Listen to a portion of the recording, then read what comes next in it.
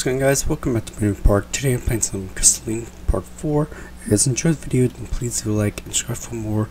So let's get started, guys. And yeah, I'm sorry that I've not uploaded so a lot. It's been like 2 months. Sorry. She leads the way over the inn and through the streets of Buzada.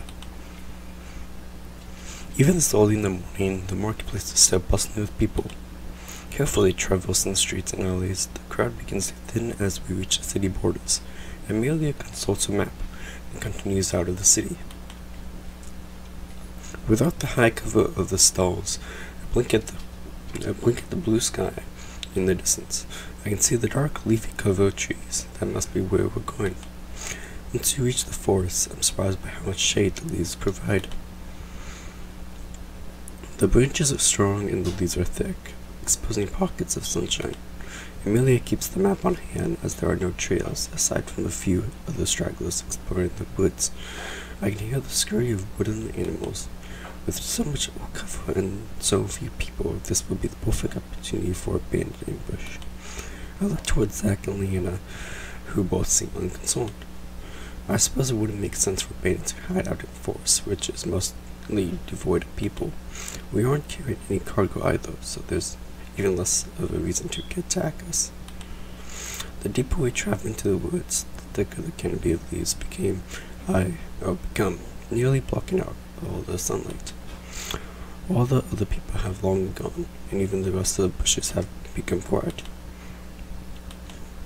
The pongo nestles even deeper in Amelia's arms. Leanna shivers and wraps her arms around herself in a hug. Check on her. You okay? She seems startled and drops her arms, turning back normal. If you say so, I know exactly. Yeah. Where I came from, when a girl uses those two words together, it means she is not fine. Lena blinks and lets out a small laugh.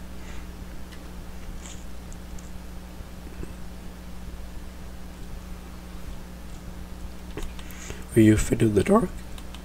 Lena shakes her head.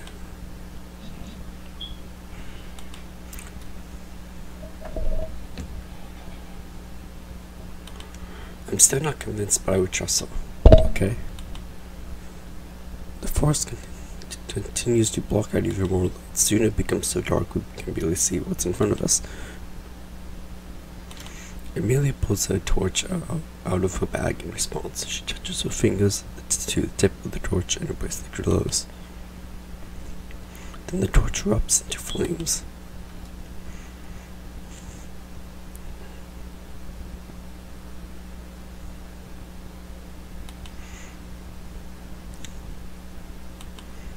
I'm surprised by Lena's apples. Her face is deathly pale.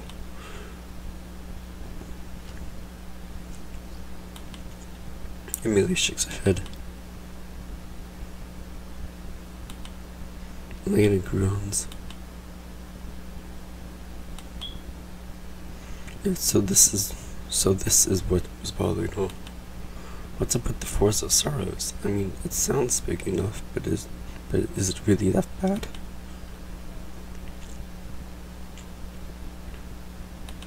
They never come out. She nods.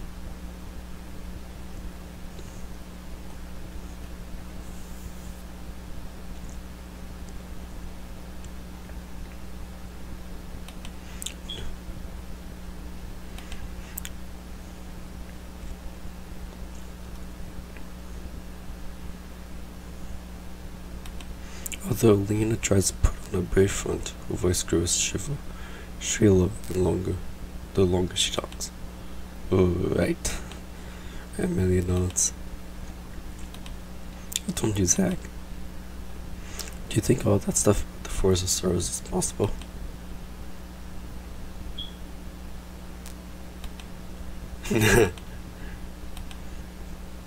As Leanna drones away, Zach cracks a fleeting smile before resuming his stony stare. The trees have now lost their cozy feel completely and look thick, old and withered. The eerie silence is deafening, and each crunch of leaves beneath our feet reminds me of the inevitability of death and decay. I keep seeing flashes of beady eyes peering in the branches, amid the branches. The squawk of crows pierces the silence, making me jump. Instinctively, I pick up the pace, as does everyone else. Elena grows increasingly agitated.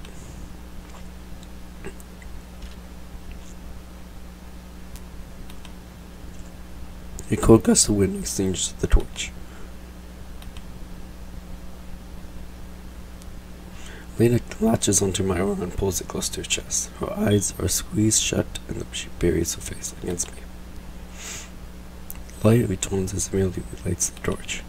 Elena pipes an eye open and glances down at my arm, I think it said, and we rests on her chest. Her cheeks burn as hot as the torch, and she quickly drops my arm. She trails off as her blush deepens. I put her nose on the forest, and the awkwardness of grabbing me is making her flustered. She might be more comfortable holding on to me, but that's an equally awkward suggestion. Pull her in close. Whatever she lets go, let's move on. I'm gonna ask, do that. You can hold on if you want. Lena almost seems good for the offer, but then notices Zach and Amelia.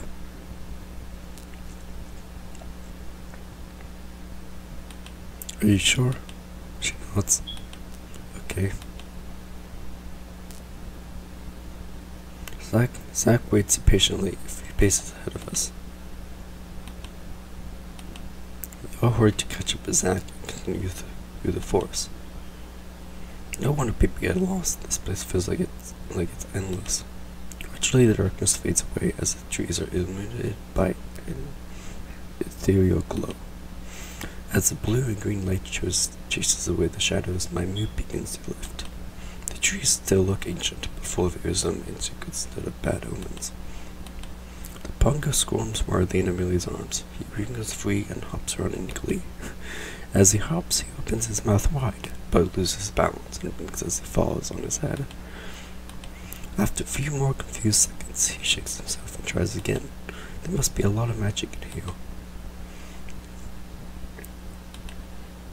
Lena sighs in relief. Finally.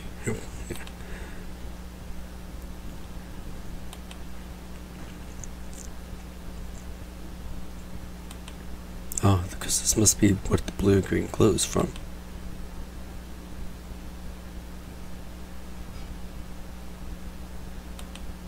Amelia shakes her head.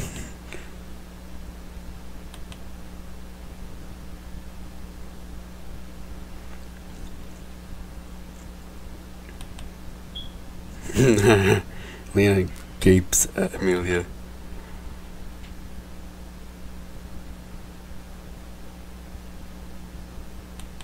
Second nods at Amelia, who looks curiously at him.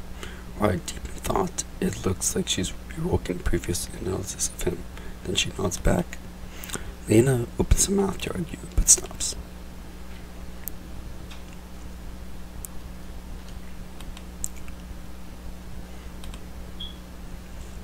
We trail behind Amelia, the pongo blissfully hopping along as she navigates us out of the rest of the forest. Ember mist lies just beyond the edge of the forest, and soon we approach the heavy gates of the city.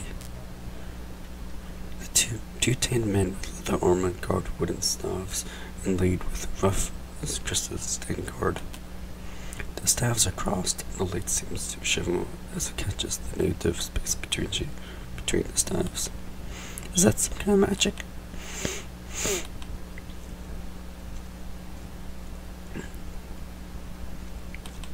They look us over, and I shift uncomfortably under their gaze. Their blank eyes seem to burrow deep into my soul. They close their eyes, and the red crystals inlaid in their staves glow. Then translucent glimmers increase. After a few minutes, they reopen their eyes and remain silent. I glance at Lena, who looks back at me. I whisper, "Are they going to let us in?" She shakes her head uncertainly. Zach crosses his arms, but otherwise doesn't seem bothered by the situation. Amelia stands confidently and waits patiently. I guess these are going according to a plan. Just when I can no longer bear the silence, a figure steps out from behind the gates. He's an old, scrawly man with a set of glasses, which slip down his hooked nose. He wears a faded and wrinkled open robe.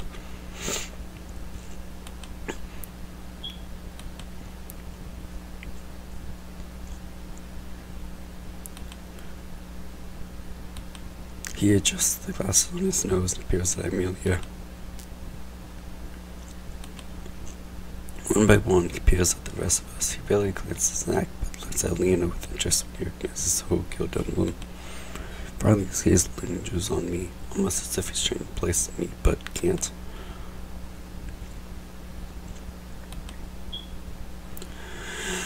The guards break away as he beckons us in, and the translucent shimmers disappear. After we pass through the gates, I look back right before the gates close and see the guards resume their original position. Elder Isom shuffles along the dark path and leads us through the quaint village. The villagers tend to wear plain, loose-fitting tunics.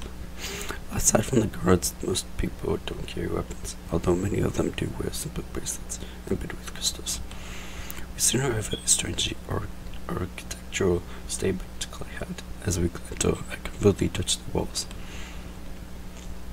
It reminds me of an unglazed ceramic tiles. We sit down on wide cushions on the floor.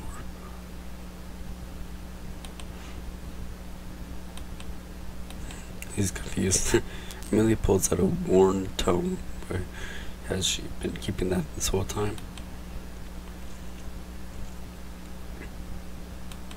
As though Isom carefully turns the pages of the tome, Lena clears her throat.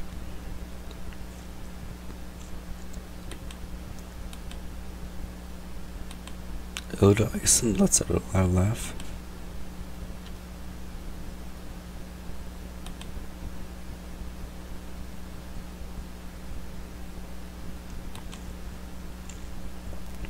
Lena fills him on all that's happened so far, beginning with the spiked energy readings and ending with Professor Xavier's advice.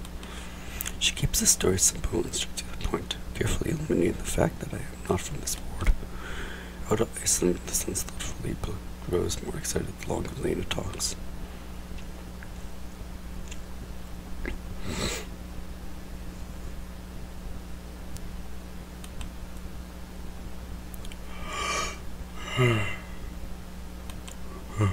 He claps his hands excitedly.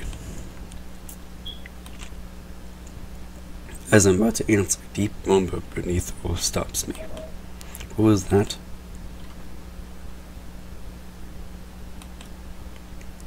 That's what they say about Pompeii. Interesting. Okay. Elder Isom's demeanor means relaxed. If something bad were to happen, you wouldn't be acting this way, right? I exchange glances with the rest of my group. Lena looks perturbed, while Amelia and Zach both stare on the lot. At least I'm not the only one who's uneasy.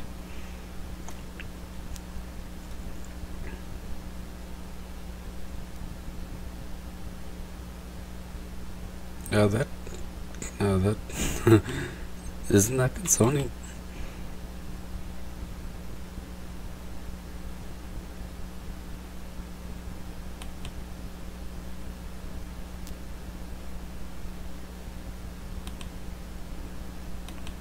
Zach crossed his arms. Who are the agents?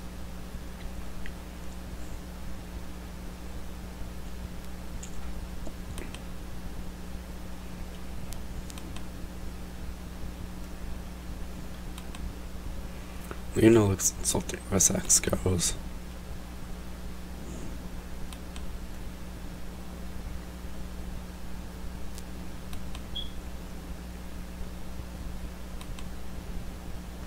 We all return our focus to the Elder.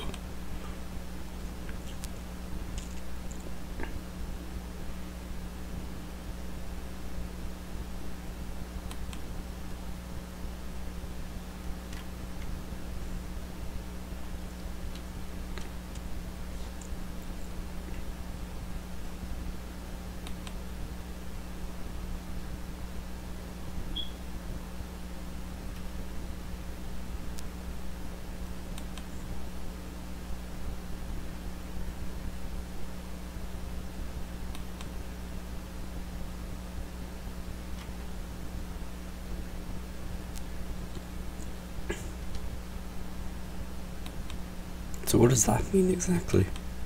He shakes his head.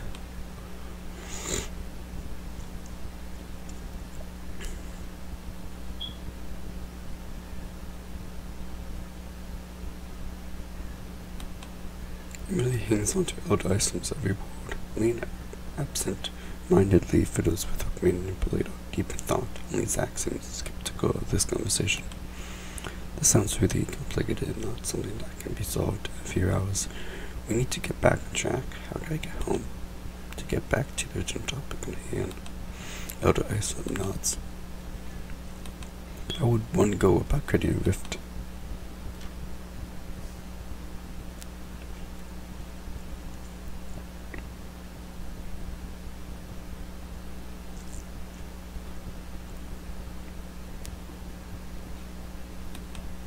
You said that there was one in the village. Great. My body grows warm as hope floods through my veins. This is good. I finally have a way home.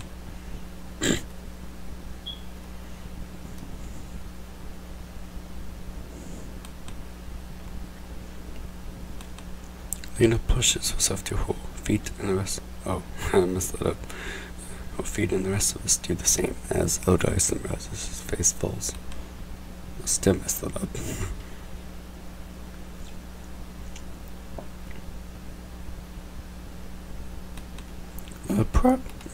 Perhaps I would, upon our return.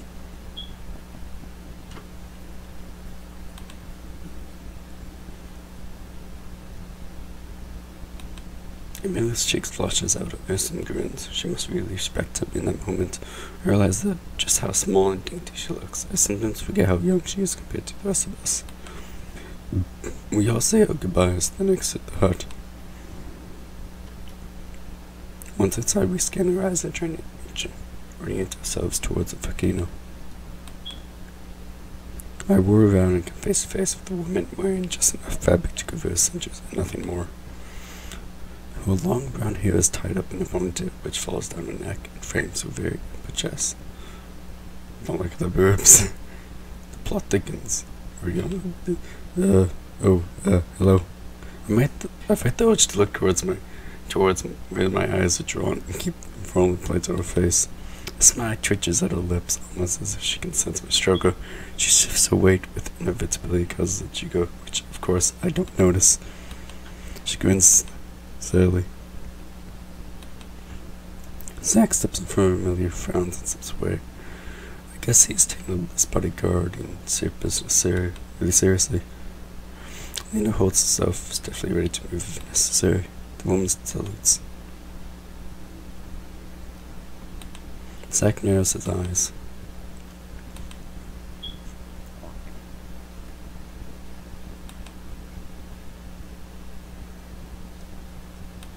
She taps her nose knowingly.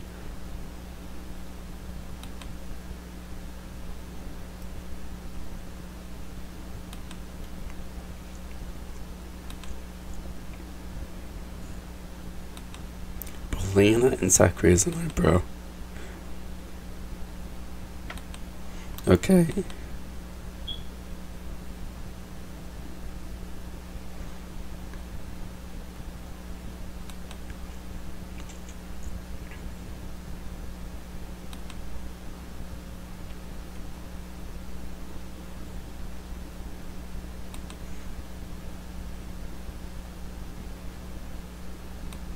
She winks and gives us a thumbs up.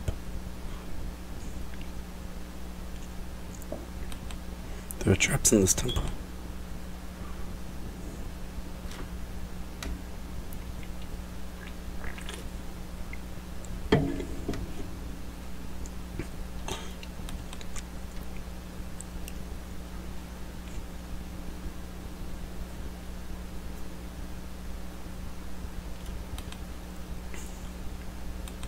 She gestures to Lena and Amelia.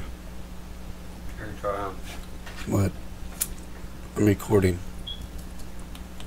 Zach crosses his arms and looks at Kara. She grins.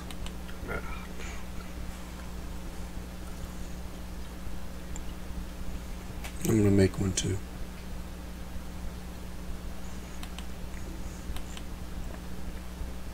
I look at the rest of my group wordlessly. We huddle close together and whisper. There's plenty of reasons for her to join. Does really matter. I vote we let her join us.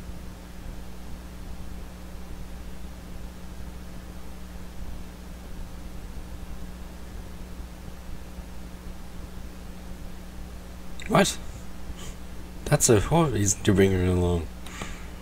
I can think of two. I sneak around, glance at Kura's chest and smoke. Oh my goodness.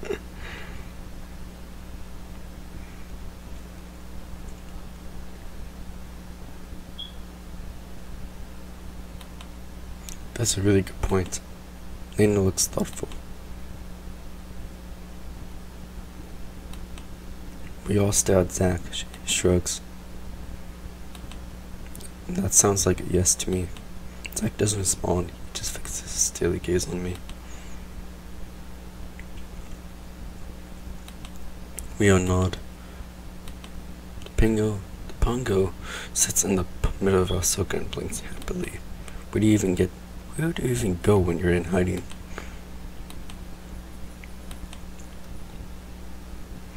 We turn around and Kara stands right behind Lena, her face only inches away. Lena lets out a startled gasp. Jeez, what is she? Some kind of ninja? Kara rubs her hand excitedly.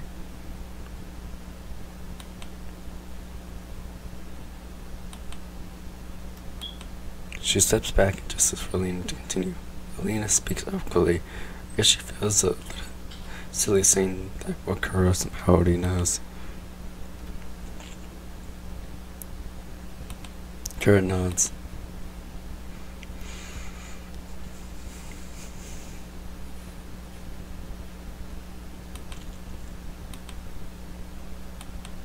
She nods.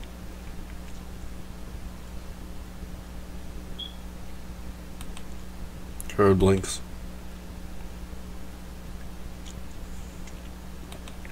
Amelia cocks her head to the side. She looks at Amelia with respect. She looks at Zach. She chuckles. And I'm Jordan. Her green eyes study me, and although she's very clearly examining me, I don't feel uncomfortable nor hostile. Kara steps back and views the pongo by my feet. She reaches down and pats him on the head, beams at a touch. She clenches at the rest of us, but none of us make a move to answer.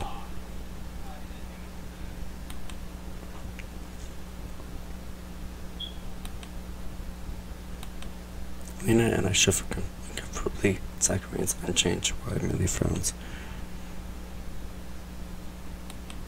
Kara straightens and pats Amelia on the head, much to her dismay.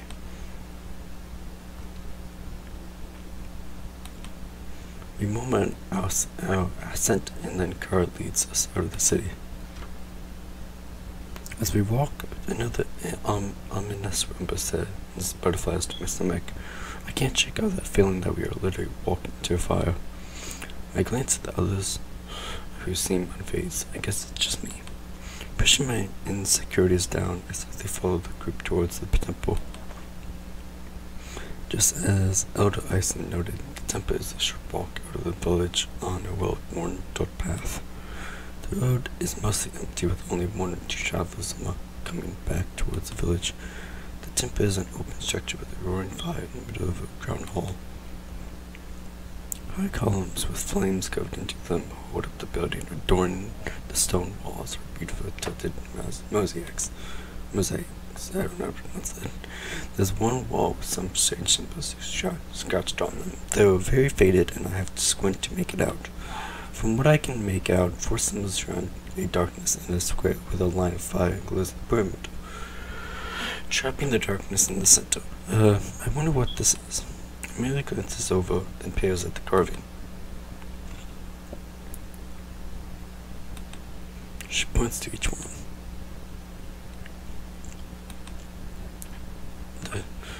She points to the center. I've never considered shadow an element before. Kara, Zach, and Lena have already moved on, so the rest of us hustle to catch up. Besides us, the only other people in the temple are the monks who care for it. They're dressed in woven and red robes in their same open style as the villagers from Limbo Mist. Carly they shuffle back and forth, sweeping the floor or relighting any of the smaller fires which have burned low. The Pongo looks around in wonder and reverence. At the sight of the giant flame, he squeaks and hops up on me, claiming his spot on my shoulder. Kara bows briefly before the large flame, then leads us to the back. Leads us to the back of the chamber and stops in front of an empty wall. Zack sighs. Maybe we made a mistake letting her join us. Kara might be a little out there, but I don't get the impression that she's stupid. There must be more to the wall than meets the eye. Is there a mechanism hidden somewhere which triggers a doorway? Your eyes glitter. With her gaze fixed on us, Kara pushes on a brick, and a segment of the wall pushes in and swings open. She waves at the opening with a flourish. How did you know which brick to push in?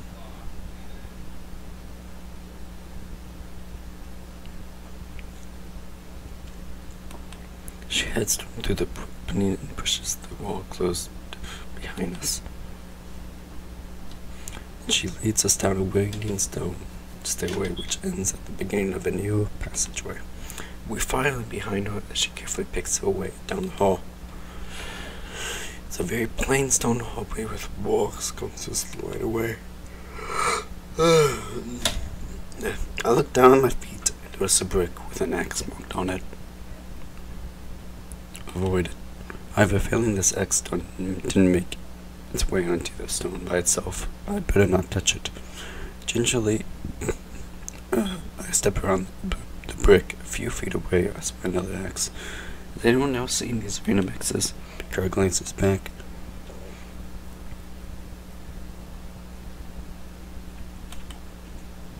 Makes sense. We resume walking. The deeper we travel, the more X's I notice. Wow, there are a lot of traps in here. Zack pauses in front of a corridor where the walls are covered in X's. Kara looks down the same passageway. She points to a stone on the ground with the same X marking.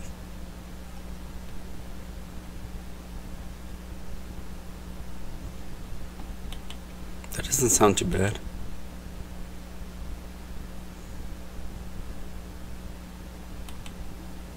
Okay, that sounds worse. Kara winks. I expected Zack to brush off a comment like he brushed off every other girl, but he actually looks impressed. Emilio looks between Zack and Kara.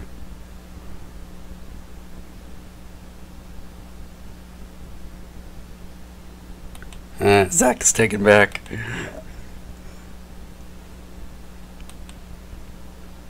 Kara has a mischief glint in her eyes. Zack frowns.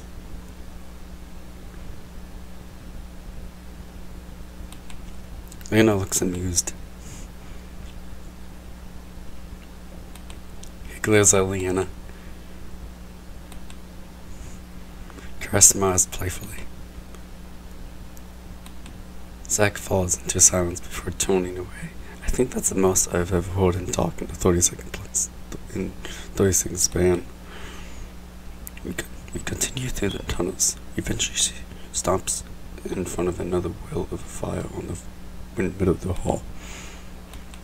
She gestures at the swirling metallic wall behind the wheel.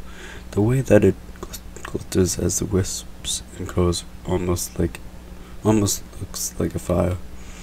Lena and Amelia steps close and reach their hands in front of them before gingerly touching the barrier.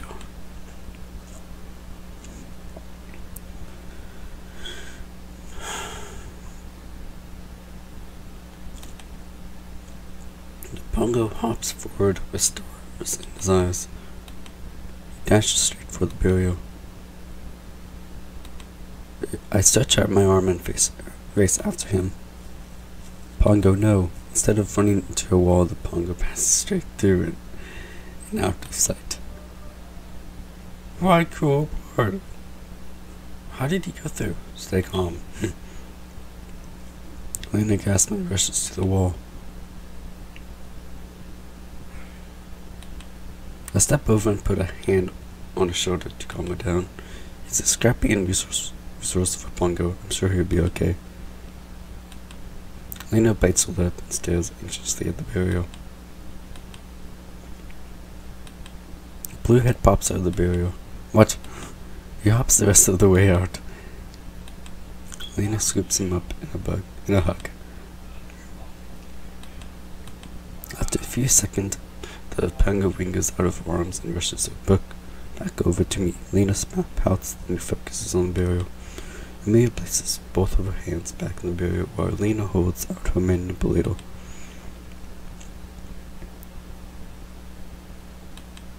Lena nods.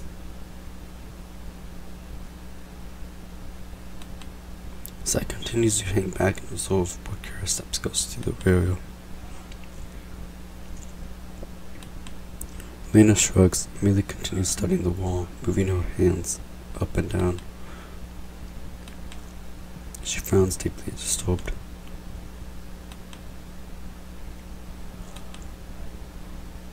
Lena and Amelia both put their hands on the burial. Their manipulators glowing. They each transmit pulses of magic, which are supposed to cross the surface in a shivering wave. I think they were trying to create stress fractures to crack the wall. The future eyes, Lena sighs in frustration, then slips back. She wordlessly obeys. Lena gathers energy out of gauntlet and strikes the burial with an empowered strike. Suddenly golden lettering forms on the burial.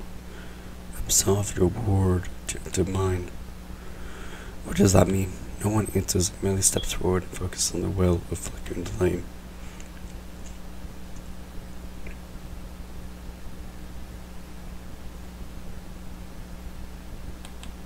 Lena nods thoughtfully. Kara's face drains of color and she touches at her back. We stand around awkwardly until Lena clears her throat.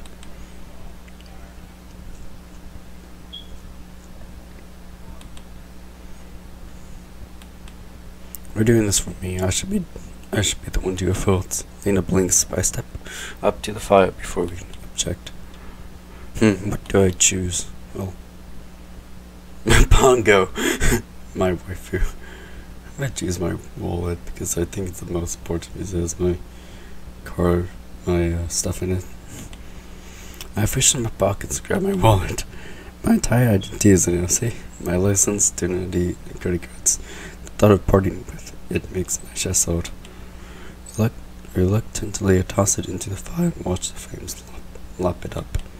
Then I steel my resolve and slowly step forward. As I cross through, I feel a tingle of energy and hear the crack of the electricity. There's a bright light body in my vision, and I have a flashback of my crossing to my foot lands on solid ground. I pass through the burial unharmed. Gradually, my eyes adjust to the dim light, and I see that I'm in a cozy room.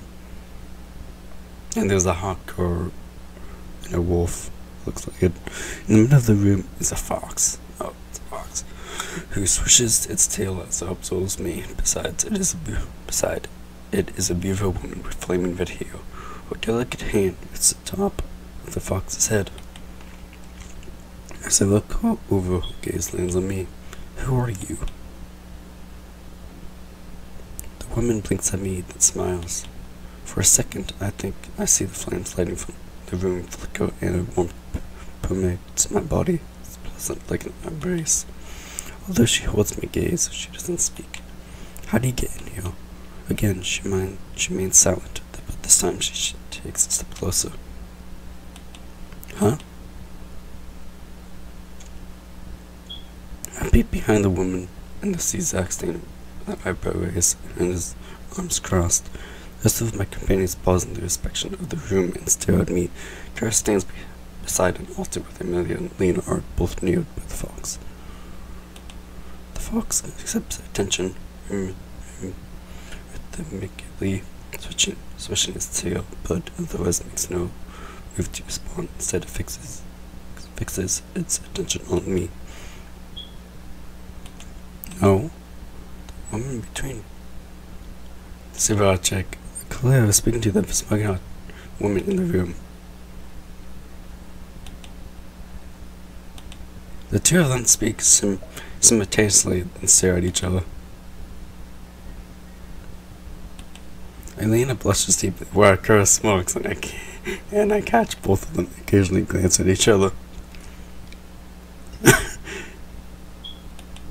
There's a woman dressed in red, and she's kind of flamey, and she's standing right there with her pet firefox. Lena looks towards the fox, but her eyes glaze right over the woman. She furrows her brows concerned. Her voice is gentle, like she doesn't want to spook me. None of you guys can see her? The group collectively shakes their heads. I don't know why you guys can see her, but I promise you, she's there. Pongo hops out from behind my legs. He examines the woman with partially dressed, and he stares in wonder at the fox. The fox shocks his head to the side and observes the pongo. The pongo pokes up and cautiously bounces away. He pauses right before the fox. The fox nose wiggles as it sniffs at the pongo, then it swishes its tail, and the pongo squeaks before running back behind my legs. Wait, do you see her too? The woman giggles at the pongo and gently pats his head. He shivers happily at her touch. Then she straightens up and takes a step closer. Her feet don't touch the ground, and her skirt floats ethereally behind her. Instinctively, I back away. She's getting closer, a lot closer. She pauses once she draws near and touches her palm to my forehead. A pulse of warmth flows through me before she tracks her hand. As if something inside me clicked open, I feel invigorated with restored strength. The stranger I feel, the more translucent the woman becomes. Soon she despairs. The pongo stares at me with renewed interest. It reminds me of that same look he gave me when we first met. He licks his lips. Don't even think about it. The pongo pouts and lets out a sad sigh.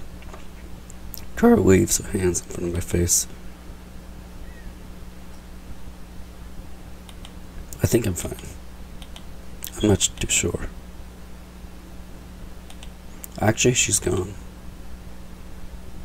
Amelia reacts to my words by playing with the bracelets. She holds her manipulator up to me. What is it?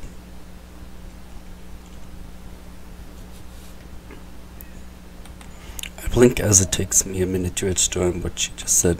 Wait, I absorbed the energy? That can't be right.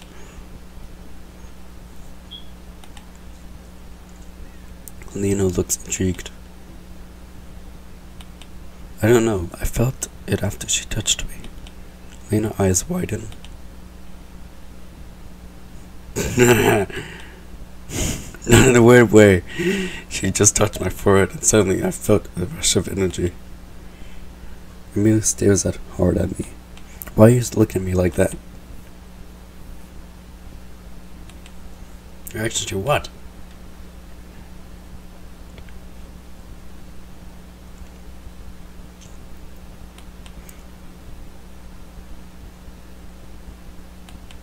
Amelia's gaze bores into me as she emphasizes the word terror. Then she looks back down at her manipulator.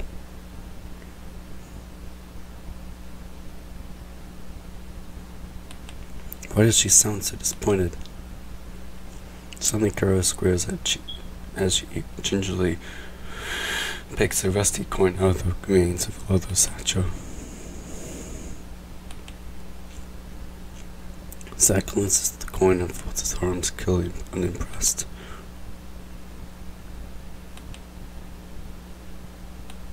Zack's demeanor instantly changes. Chris merely pockets the satchel as Zack comfortably searches the room. As Kara finishes up her inspection of the room, Lena looks around. Kara nods and leads the way out. As we leave the room, we notice the fire which had previously glowed in front of the barrier is now gone, but all the items are still intact. Ain't nothing was pawned in here.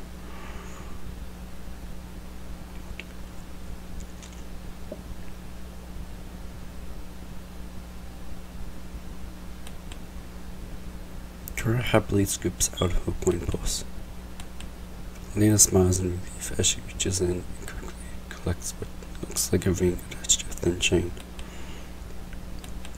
The rest of us snatch up our items and continue back out of the corridor. The trek out of the temple is a lot faster and easier than the trek in, mostly because there were no more obstacles to stop us. We pop out of the same hidden wall in which we entered, just as before the main ceremony hall is empty. We wave goodbye to a couple of the monks sweeping the entryway, then begin the walk to the village. Ask her who the Vestons were. Ask Amelia what her theory about the mysterious woman is. I approach Amelia. So, that theory that you mentioned in the temple about the woman, what was it? Amelia glances at me.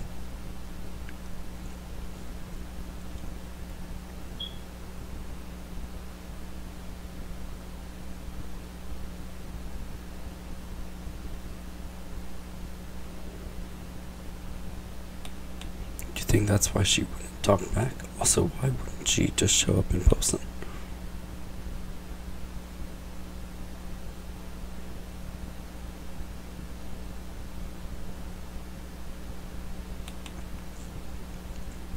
Is that why she disappeared right after?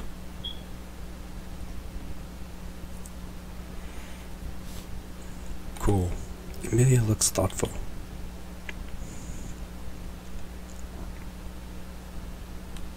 I see. I had a feeling that was her. No one knew she was so hot. That explains why she was so hot. Amelia looks at me curiously.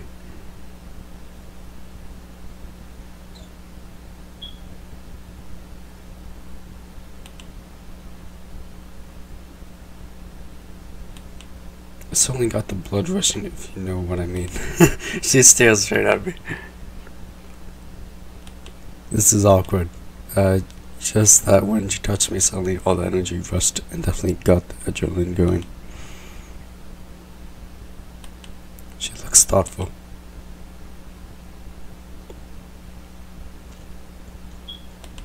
It's not just me. The Pongo saw it too, I think. He didn't really make it clear if he was seeing her or just the fox thing.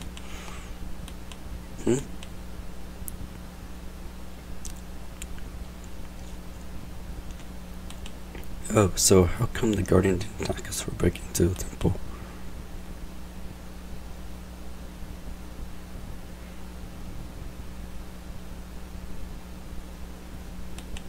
In that case, the magic fire we had to put our stuff in. Amelia nods, still deep in thought. Are you still trying to figure out why no one else could see the elemental? She nods again. Any theories? Her voice trails off as she falls back into deep thought. Ask Kara who the Vestons were. I don't really feel like talking. I fall in step with Kara. So who exactly were the Vestons? Did they build the temple? Kara shrugs.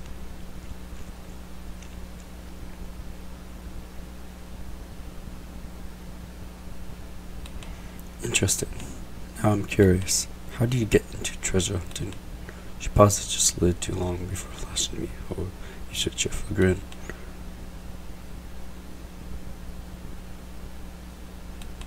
Where did you learn all the history to even identify relics?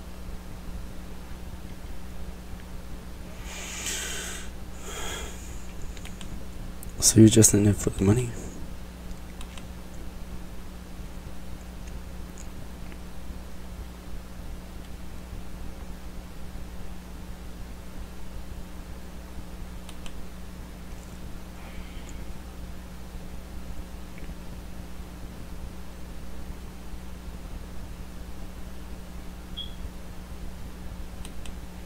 It's a cool way of thinking. You're more than meets the eye. That seems like a foolish way of thinking. You're more than meets the eye. That's a cool way of thinking. And this one. That's actually kind of nice. I had no idea Kara had this side to her. That's surprisingly deep. Kara is a son of real. I look her up and down and take, barely their attire. Not from what I can see. She smokes. Alright. Karazak immediately lead the way back to this wire log behind. The ponga sits on my head. Lena notices my absence and follows into step with me. She pats the ponga, who ignores her, still too focused on the energy around me. Lena pouts and shakes away the pongo's discordance and focuses her attention on me. I drop my voice low so that others can hear me. Now that I've collected the energy from the temple, that means that I can try to create it to be rift and go back home, right? Kara stomps and roars around to face us. Zach and really stomps with her.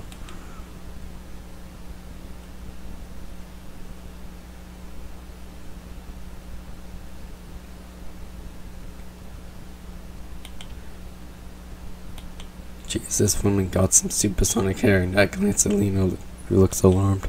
About that. Kara smiles, falter at my hesitance, but Amelia looks excited.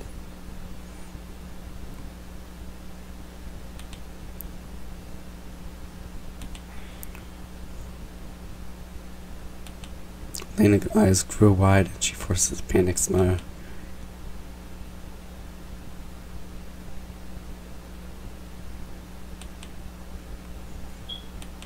Well, Lena and I have been careful not to say anything. When? I racked my brain, but don't remember reading that up around Amelia.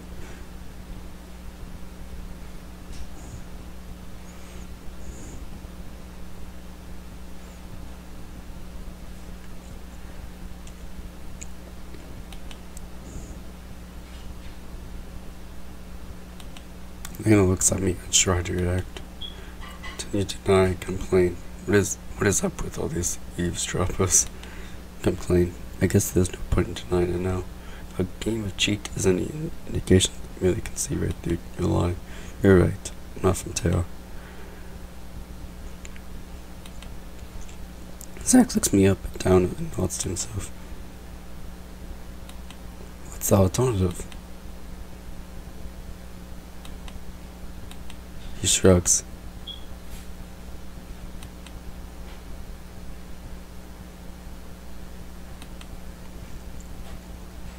Kara looks skeptical.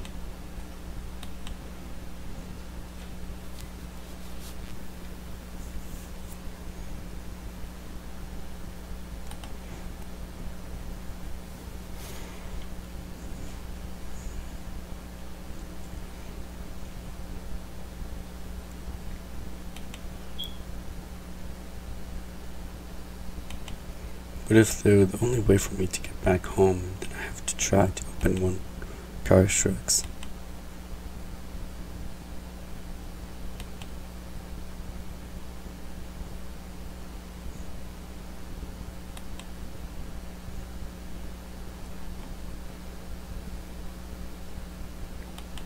Well, we all stare at her. How do you know that?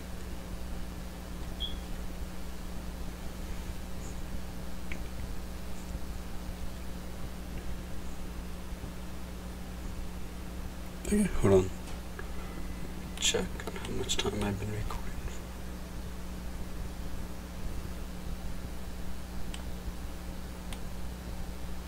49 minutes. Almost done. I'm checking open a temporary rift. Then why isn't everyone doing it?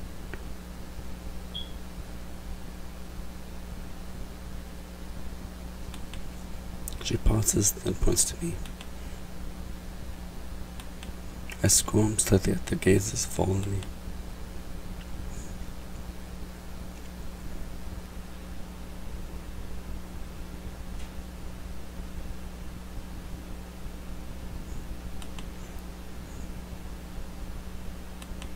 My ward doesn't have magic.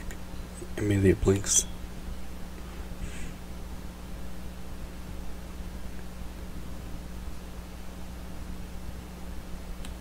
A wave of unease makes my stomach squeezy. Maybe I should open up this roof now before that has a chance to happen. Amelia grins with excitement.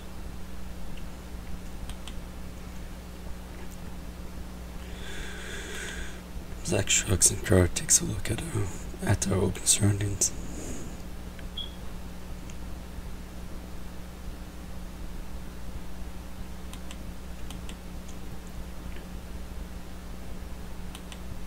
We remember our formations and follow Zack towards the trees. We set into the grove of trees. Both Lena and Amelia stand on either side of me. Zack selects a tree far enough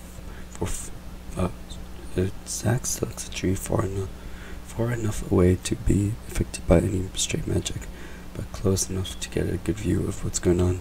Kara, on the other hand, hangs back towards the trees. Zack looks back at her, an amused smile on his lips.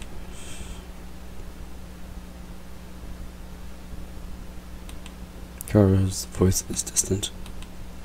There's a bit of movement as she takes another step back behind the tree.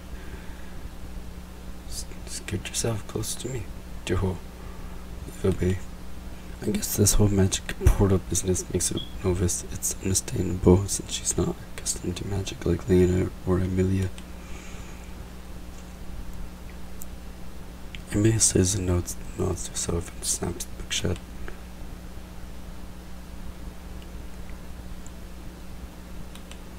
Lena looks at me. I nod. Amelia glances at my stance, then frowns. I lengthen my spine and stand as straight as I can.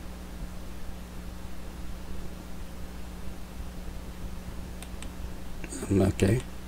I release some of the tension in my back. She's about to speak again, but Lena gently pulls Amelia to the side. She steps in front of me and gives me an encouraging smile. Idea, she says, and she nods.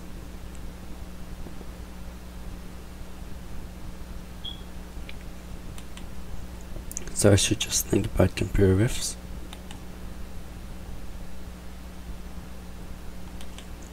I close my eyes and push away all my doubts and confusion and focus on Lena's voice. I imagine tearing a hole in the fabric of reality. I don't actually know what a rift would look like or feel like. All I remember is the bright light. Should I focus on that light? I try to sense for any kind of magic, but nothing feels out of the ordinary. How do I know where the magic is?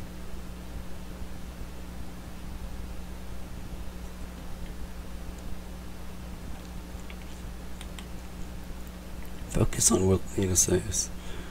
I wish women were more like my magic. This is so abstract, but I know I can do it. I just have to focus. I tone within and regulate my breathing. This sounds very similar to meditation, so perhaps using the same technique will yield success. As my breathing becomes slow and steady, I open up my senses for any indication of another's presence.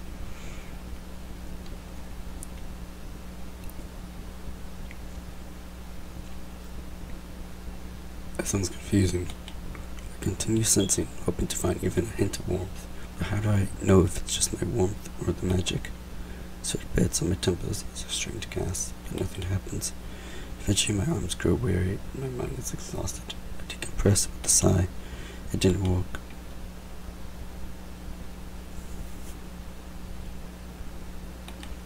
I mentally groan. The idea of doing all that again does not thrill me. There must be still something I'm missing.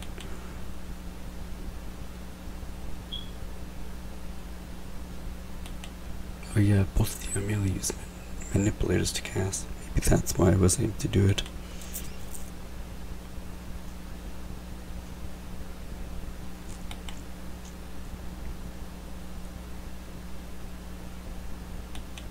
Oh.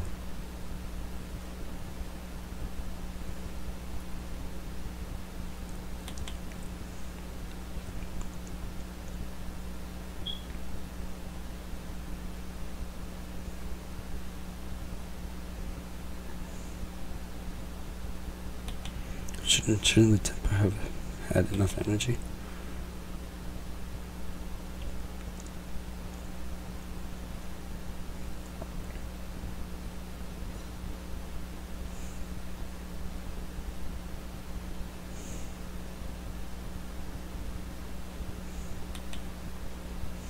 Suddenly Kara is standing right behind us as she first level. I jump out of presence. Even Lena and Emilio seem surprised to see her so close. Only Zach is unaffected. How did you get here so fast? She grins at me. The Pongo jumps out of Kara's arms and hops into mine.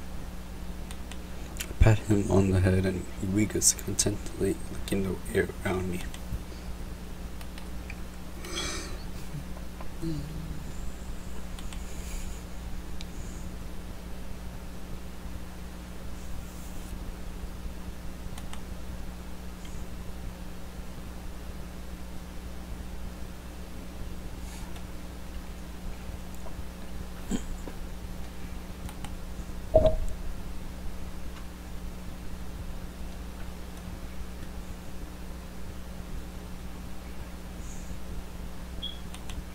Lena looks thoughtful. If it's the fastest way to get me back home, then I'm not opposed to having all our bases covered. Amelia nods.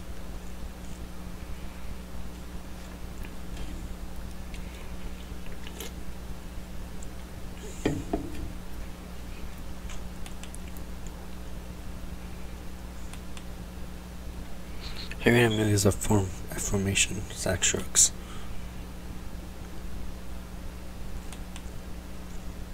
Kara smiles broadly and slings her arms around Zach and Amelia, much to their dismay. Zach moves out of the girl's grasp. She smokes.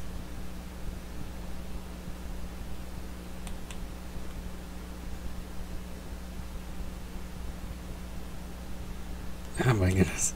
Kara lets go and starts to lead the way out of the forest.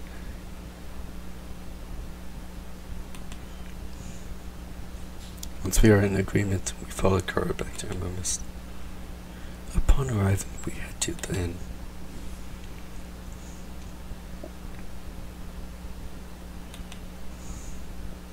She ventures upstairs where we skirt two rooms with the innkeeper. As we receive our keys, Amelia excuses herself.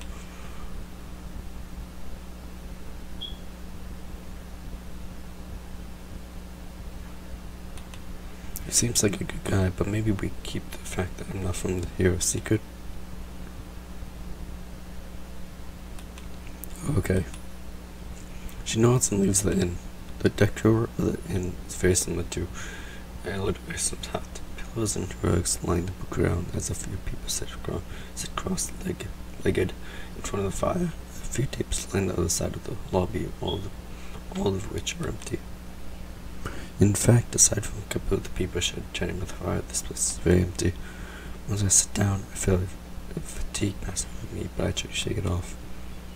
I guess they don't see too many visitors here.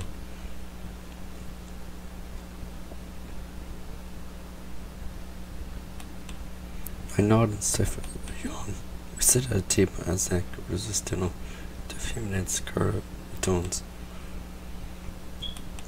She went to speak with Aldo Ison. She nods. My eyelids droop and I'm stiffening.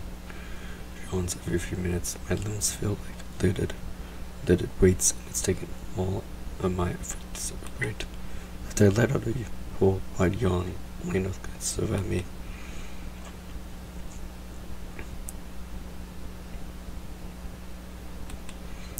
I nod literally. That sounds really good right now. I guess absorbing all that energy really takes it out of you, huh? Lena smiles at my joke. Regardless, I'm grateful for the excuse to leave. I trot upstairs and fumble the key before opening the door. I fall onto one of the twin cots and pass up as soon as my head hits the pillow.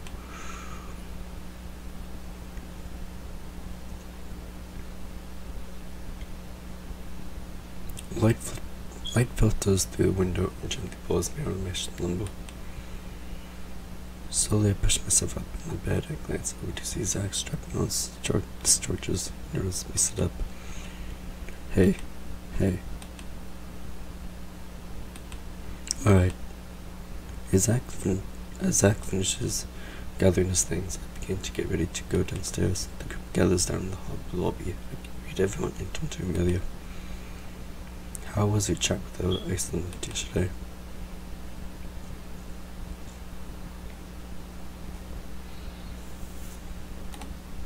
She indicates the scrolls and worms. Wow, he just gave those to you? We stare at Amelia. She spent all night reading those? Amelia continues.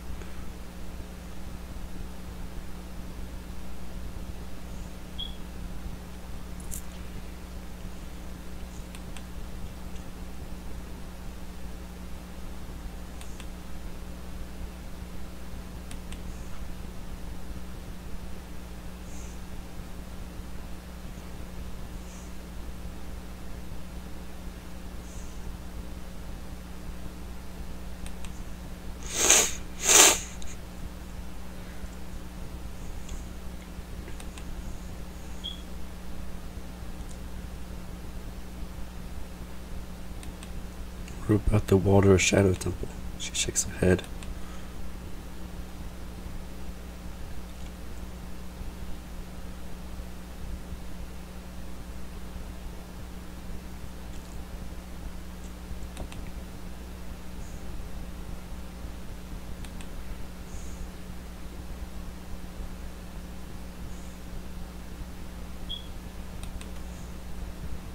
Lena nods.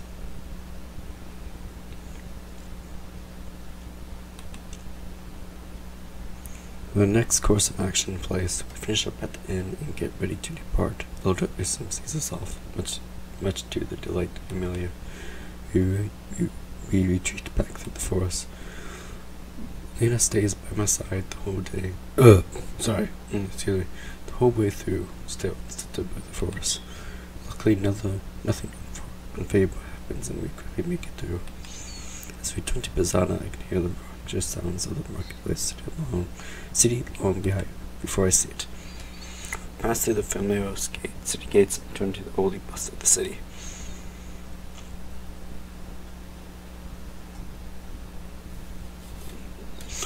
Well guys, that been just part 4. If you did, then please like and subscribe for more, and I will catch you guys on the next part. Bye guys.